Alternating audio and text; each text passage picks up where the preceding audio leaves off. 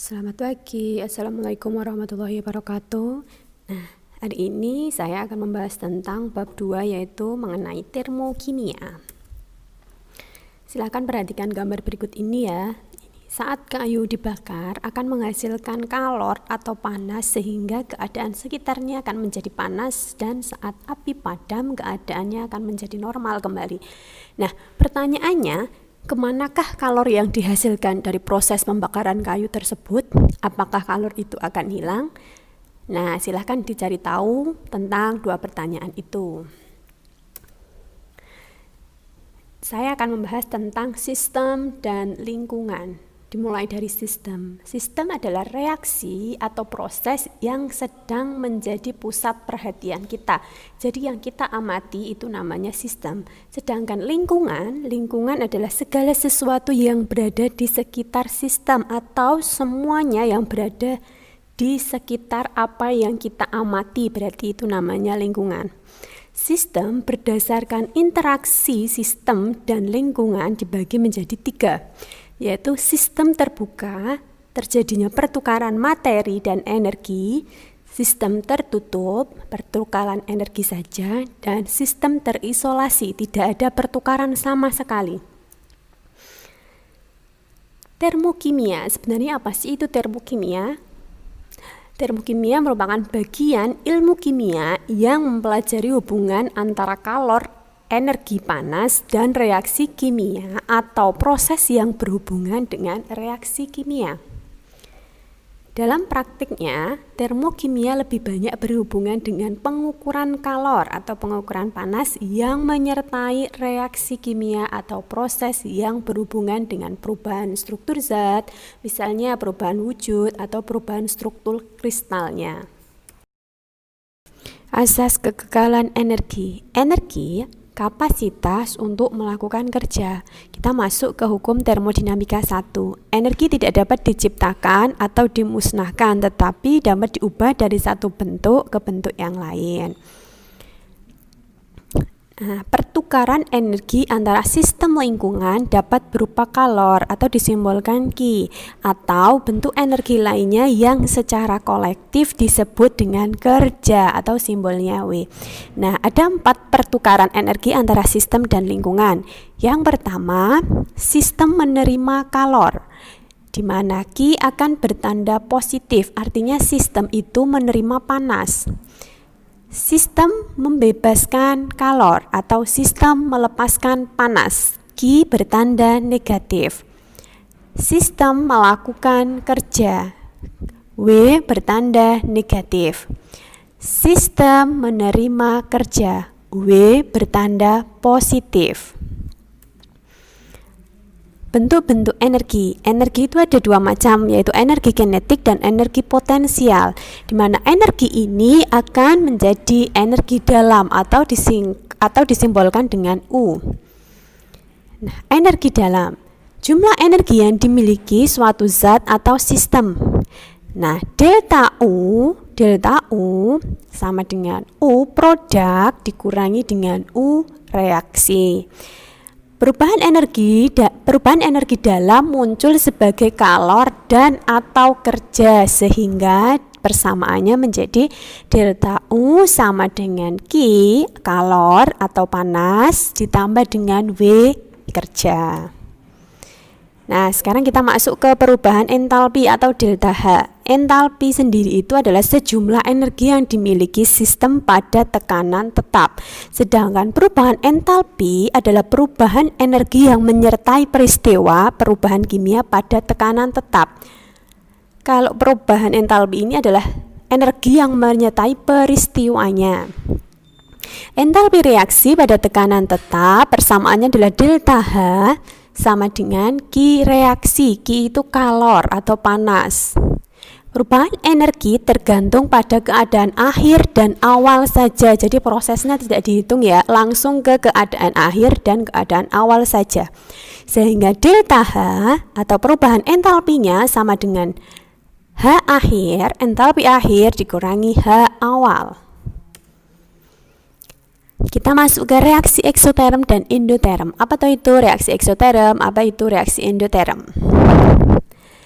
Nah, Yang gambar ini atas sebelah kiri, sistem ini adalah sistem segala sesuatu yang kita amati, dan yang ini adalah lingkungan di luar yang kita amati, di mana sistem akan melepaskan kalor keluar atau dari sistem menuju ke lingkungan, dari reaksi ke lingkungan akan melepaskan kalor, melepaskan atau membebaskan panas. Ini disebut dengan eksoterm, artinya keluar dari sistem menuju ke lingkungan. Karena melepaskan, maka simbolnya atau delta H-nya disimbolkan dengan negatif. Yang kanan, sekarang gambar yang kanan bawah. Ini sistem, ini lingkungan. Kalor menuju ke sistem, dari lingkungan ke sistem. Artinya, sistem ini akan menangkap atau memerlukan atau membutuhkan kalor atau panas. Ini disebut dengan reaksi endoterm atau memerlukan panas, di mana delta H-nya disimbolkan dengan positif. Diagram tingkat energi untuk reaksi eksoterm dan endoterm digambarkan seperti ini. Di mana kalau reaksi eksoterm, delta H reaktannya atau saat bereaksinya lebih besar dibandingkan dengan delta H saat produk atau hasilnya, sehingga hasilnya adalah negatif karena delta H sama dengan H produk dikurangi H reaksi, sehingga hasilnya negatif atau kurang dari 0. Sedangkan untuk reaksi endoterm, H untuk reaktan itu lebih kecil dibandingkan dengan H saat terjadi produk atau selesai bereaksi. Hasilnya delta H-nya sama dengan H produk min H reaksi, menghasilkan nilai yang positif atau lebih besar daripada 0. Contohnya seperti ini. Ini temperaturnya, temperatur pertama kali HCl 25 derajat Celcius. Ketika ditambahkan Mg magnesium, maka temperaturnya akan berubah menjadi 32 derajat Celcius. Begitu juga dengan percobaan kedua. Air dengan suhu awal 26 derajat Celcius ditambahkan dengan batu kapur akan berubah menjadi 30 derajat Celcius. Ini artinya ketika dia selesai bereaksi, suhunya lebih besar atau suhunya mengalami kenaikan. Reaksi Mg dengan HCl, batu kapur dengan air, ini akan menyebabkan terjadinya kenaikan suhu, di mana kenaikan suhu ini melepaskan kalor dari reaksi menuju ke produk, dari yang kita amati ke hasilnya. Sehingga reaksi ini disebut dengan reaksi eksoterm atau contoh dari reaksi eksoterm. Nah, sekarang gambar yang ini. BaOH2 mempunyai temperatur awal 25 derajat Celcius. Ketika ditambahkan NH4Cl, maka temperaturnya akan turun menjadi 15 derajat Celcius. Reaksi yang kedua, air dengan suhu awal 26 derajat Celcius kemudian ditambahkan NH4NO3, maka suhunya akan berubah menjadi 20 derajat Celcius. Reaksi NH4Cl dengan BaOH2 kali NH4NO3 dengan air menyebabkan terjadinya penurunan suhu, di mana kalor akan berpindah dari lingkungan menuju ke sistem. Artinya menangkap atau memerlukan kalor, sehingga reaksi ini merupakan contoh dari reaksi endoterm. Nah, sekarang kita masuk ke persamaan termokimia. Persamaan reaksi termokimia merupakan persamaan reaksi yang diikuti dengan penulisan perubahan entalpinya atau disimbolkan dengan delta H. Yang pertama, nilai delta H ditulis sesuai dengan stoikiometrinya, yaitu jumlah mol zat yang terlibat dalam reaksi kimia sama dengan koefisien reaksi. Jadi koefisien reaksi atau angka yang berada di depan zat itu sama dengan jumlah mol zat yang terlibat. Yang kedua, menuliskan bentuk fase atau wujud baik zat reaktan maupun produknya. Fase atau wujud ada 4, gas, solid, liquid, dan aqueous. Contoh, pembentukan 2 mol H2O gas melepaskan kalor sebesar 484 kJ. Tuliskan persamaan termokimianya. Pembentukan H2O berasal dari unsur-unsurnya. H2O ada berapa unsur? Ada 2, H dan O. Pembentukan H2O berasal dari unsur-unsurnya, yaitu H2 dan oksigen. H itu hidrogen dan O itu oksigen. Kenapa harus ada duanya? Ingat, dia berfase gas atau berwujud gas, sehingga H2 sini O2 akan membentuk 2 mol H2O. Kenapa di sini ada 2? Berdasarkan soalnya permintaannya adalah 2 mol H2O, maka silakan tuliskan 2.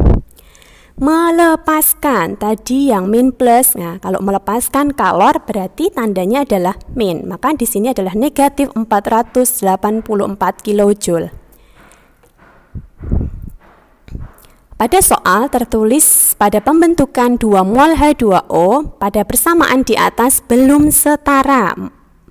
Maka setarakan terlebih dahulu. Belum setara itu artinya jumlah atom kiri dan kanan belum sama. H2 di sebelah kiri jumlahnya 2, sedangkan H di sebelah kanan jumlahnya 4. 2 dikali 2, 4. O-nya sebelah kiri 2, sebelah kanan sudah 2. Ini kan depannya 2, belakangnya 1. 2 kali 1, 2. Berarti O-nya sudah sama. Yang perlu disamakan berarti H-nya, sehingga di depan H dikalikan dengan angka 2. Apakah yang lainnya tidak dikali? Tidak, yang dikali hanya yang belum setara. Nah, sehingga persamaan termokimianya adalah 2H2 gas plus O2 gas menjadi 2 mol H2O gas dengan melepaskan kalor sebanyak 484 kJ. Contoh 2. 2C2H6 gas plus 7O2 gas menghasilkan 4CO2 gas plus 6H2O liquid. Delta H sama dengan negatif 2119,4 kJ. Uraikanlah ke dalam bentuk kalimat dari persamaan reaksi tersebut. Nah, berdasarkan persamaan di atas, mari kita uraikan ke dalam bentuk kalimat. C2H6 itu adalah gas etana. O2 itu adalah gas oksigen, CO2 adalah gas karbon dioksida, H2O liquid adalah air, sehingga 2 mol gas etana dibakar dengan menggunakan 7 mol gas oksigen akan menghasilkan 4 mol gas karbon dioksida dan 6 mol air dengan melepaskan kalor sebesar 2119,4 kJ. Kenapa melepaskan? Karena tandanya adalah negatif. Negatif berarti melepaskan kalor. Terima kasih. Nah, ini latihan persamaan untuk reaksi kimia. Silahkan dicoba ya. Selamat pagi. Assalamualaikum warahmatullahi wabarakatuh.